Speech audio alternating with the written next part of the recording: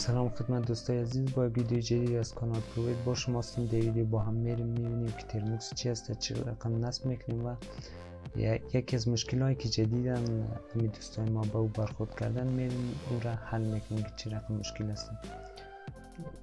امیدوار هستم از این ویدیو خوشتون به چینل ما سابسکرایب کنید و ویدیوهای ما لایک کنید و با دوستاتون شریک بسازید.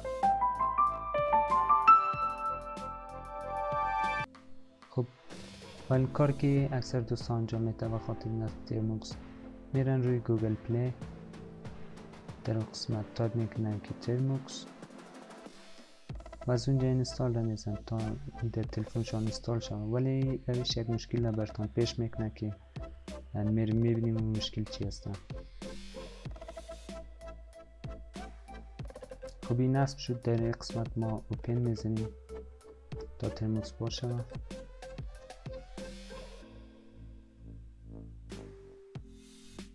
این صفحه است که اولین بار شما ترموکس را باز میکنیم براتون نمایش داده میشه.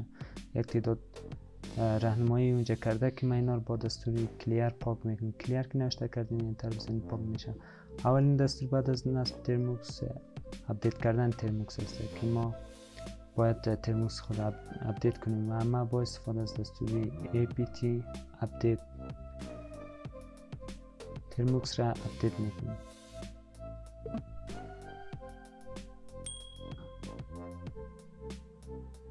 این مشکلی است که اکثر دوستا با این مواجه میشه و بعضی اوقات شاید این مشکل را برطرف نتونه و ویدیوهای را ببینه که در اونجا هم مشکلشان برطرف نمیشه و شاید اکثرشان دلزده شوه و از ترموکس دنبال دیگر راه بره و ترموکس را ردش اعلام بکنه. خب ما در این قسمت میبینیم که چه رقم ما این مشکل را حل میکنیم. با اینکه نوشتیم apt آپدیت دستور ما درست است ولی بازم میره داده که پس دو بد کتوی.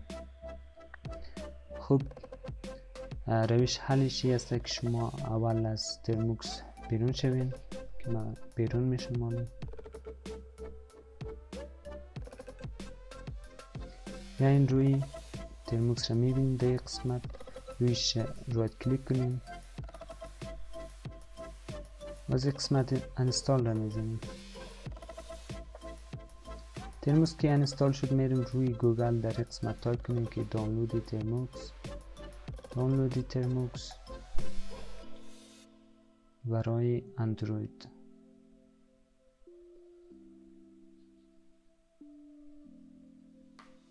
در قسمت میبینی که در سایت های اول را که آورده اینجا گوگل پلی است که ما را امتحان کردیم کار نداد. من همیشه از این سایت استفاده میکنم که در اینجا آدرسش هم میبینیم farstroid.com است. روی همین لینک کلیک میکنیم.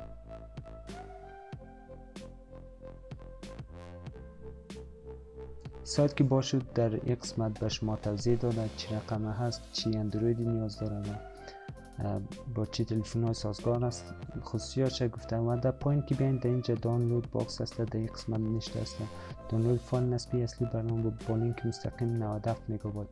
شما دیدین که در گوگل پلی حجمی از این ترموکس 17 MB بود و در یک قسمت 97 MB است. خب روی همی کلیک کنیم تا دانلود شود.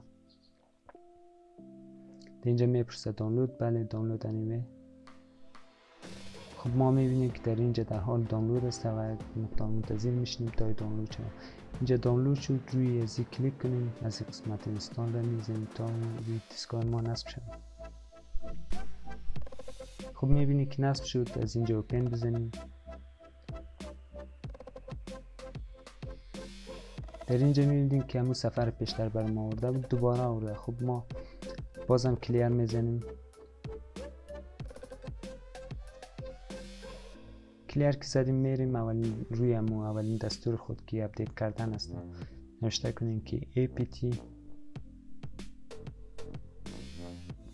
و pkg و قدر فرق نداره، میتونه نظر کنه میشه apt نوشته کنیم و آپدیت انتر بزنیم.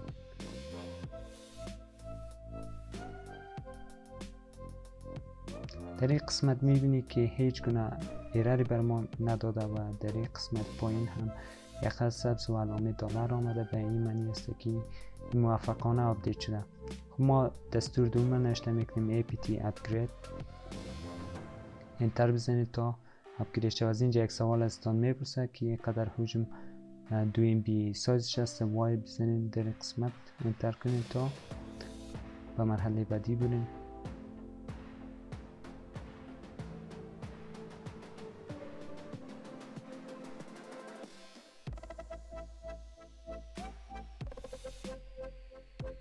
منتظر میشیم تا اینا تمام شود اپدیتش.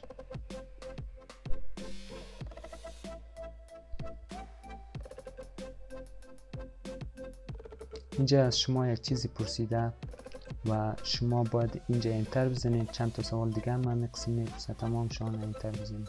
خب من اینجا انتر میزنم.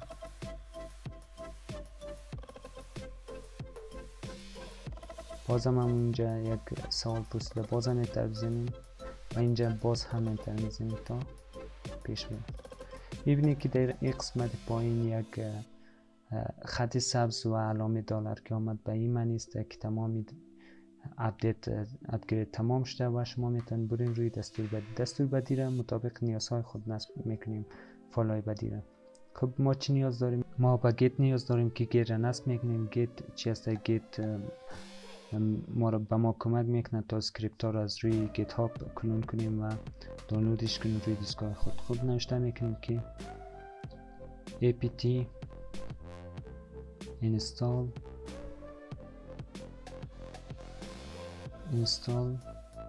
git انتر بکنیم تا این اینستال شود.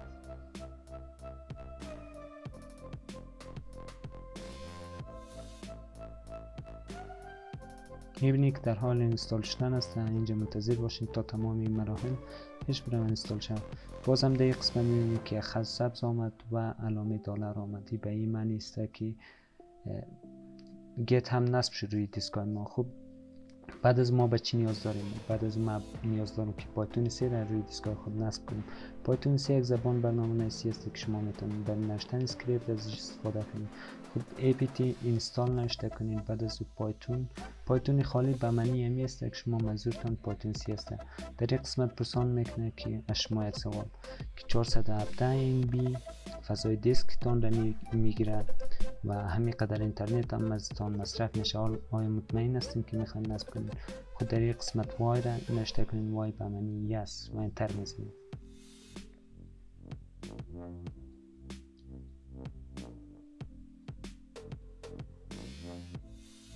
خب میبینید که در اینجا تمامشون تکمیل شد. نصبی که ما پایتون 3 را نصب کردیم و بعد از او پایتون 2 را میخوایم نصب کنیم. خب بازم میبینید که مو خط سبز و علامه دلار است. نوشته میکنیم که apt install python 2 انتر بزنید تا این نصب شود براتون.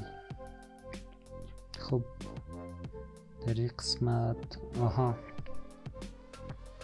من در اینجا اشتباه کردیم. در جایی که apt نوشته کنم atp نوشته کردیم. نوشته کنیم که apt install python 2 انتر میزنیم و منتظر میشیم. شاید براتون سوال پیش شود چرا پیشتر ورژنی را که ما از گوگل پلی دانلود کردیم چرا او اپدیت نشد و این ورژنی که ما از روی اینترنت دانلود کردیم این اپدیت شد. خب طبق قانون جدید گوگل پلی و ترموکس نمیتونن مستقیم اپدیت شود از روی گوگل پلی. نسخه که از گوگل پلی دانلود میشه ما نمیتونیم اون را اپدیت کنیم مستقیم. خب در این قسمت ما بعد از که پایتون 2 را نصب کردیم در این قسمت ما میایم که ریکوست را اینستال میکنیم چیزایی که نیاز داره. خب pip2 install requests نوشته کردین. انتر بزنین تا براتون تمام چیزایی که نیاز داره نصب بکنه.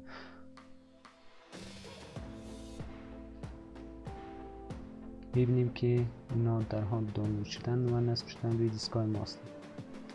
بازم میبینید خود در این قسمت گفته که PIP ورژن 2 در PIP ورژن 19.23 یک ورژن قدیمی است و یک ورژن نوش هم آمده میتونید نصب کنید. خب من نیاز ندارم و نیاز نیست که ورژن نوش نصب کنید. یا خواستید میتونید با این کامند که اینجا نوشته شده PIP install upgrade پی آی پی با همین کامنت بگیرین پی آی پی تان اپگرید کنین. خب ما بهش نیاز نداریم، میایم به بخش بعدی پی آی پی نشدن میکنیم و مکانیزم را نصب میکنیم. اینستال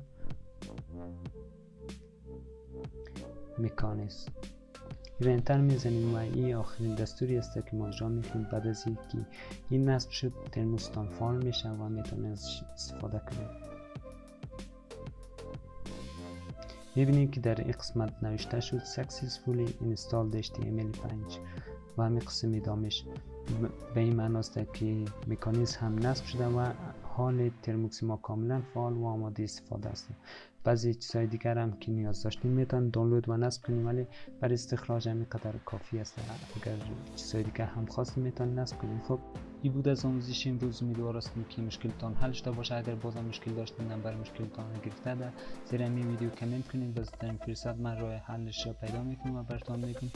و اگر از قسم ویدیو خوشتان میاد چینل ما رو سابسکرایب کنین، زنگوله رو فشار بدین، ویدیو ها رو لایک کنین و به دوستاتون نشان بدین.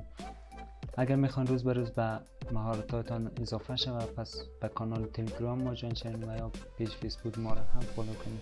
خب امیدوار هستیم که صحت سلامت باشین. خدا نگهدارتون.